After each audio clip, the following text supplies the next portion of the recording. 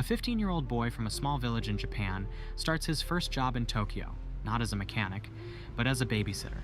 No one could have predicted that this boy, Soichiro Honda, would one day compete with the biggest car brands in the world and own the largest motorbike manufacturer. But that's exactly what happened. Soichiro was born in 1906 in a poverty-stricken village near Mount Fuji. He was overseen by his father, a blacksmith who also repaired bicycles. From a young age, Soichiro was captivated by machines. One day, he saw a Ford Model T in his village, and it changed his life forever. The sight of that car sparked an interest in him that would fuel his entire life's work. Even though he wasn't a fan of school, Soichiro was a quick learner in his father's workshop.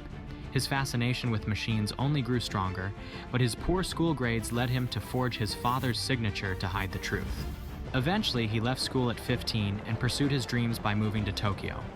In Tokyo, Soichiro started working at an automobile servicing company called Art Shokai.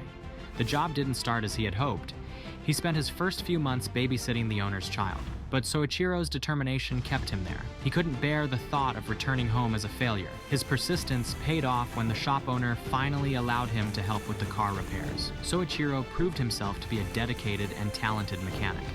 He quickly became an indispensable part of the business, learning not only how to repair cars, but also the ins and outs of running a business. His hard work and interest in machines eventually caught the owner's attention, who began to mentor him. Over time, Soichiro's knowledge and skills grew, and he started working on racing cars. By 1936, he had become a brilliant mechanic and a prodigious racing driver, setting a new speed record in a car he had built himself. But a serious crash nearly ended his racing career. Though he recovered, he never raced again, focusing instead on his dream of manufacturing car parts. Soichiro eventually founded his own company, Tokai Seiki, to manufacture piston rings. But success didn't come easy. His first attempts were flawed, and he faced many setbacks. But Soichiro didn't give up. He spent years traveling around Japan, learning everything he could about manufacturing piston rings. His hard work finally paid off when he created a piston that met Toyota's standards. However, just as things were looking up, World War II struck, and his company was destroyed by bombings and an earthquake. Starting back from square one, Soichiro sold what was left of his company and took time off to figure out his next move. In the aftermath of the war, Japan was in ruins, and resources were scarce. One day, Soichiro stumbled upon a small generator engine and had an idea. What if he attached it to a bicycle? This simple idea led to the creation of motorized bicycles that quickly became popular across the country. In 1948, Soichiro founded Honda Motor Company.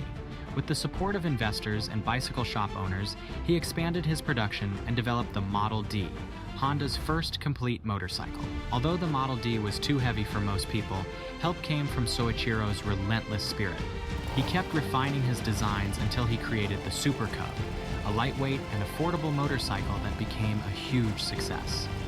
The Super Cub took the world by storm, eventually reaching the United States and outselling major brands like Triumph and Harley-Davidson. Soichiro didn't stop there. He expanded his brand into the racing world, learning from his competitors and continuously improving his designs. This dedication led Honda motorcycles to victory in the prestigious Isle of Man TT race. Soichiro Honda's journey from a poor boy in a small village to the founder of a global motorbike and car empire is a testament to the power of perseverance and the willingness to keep pushing forward, no matter the odds. His story reminds us that success isn't about where you start, but about how determined you are to keep moving forward, even when the road is tough.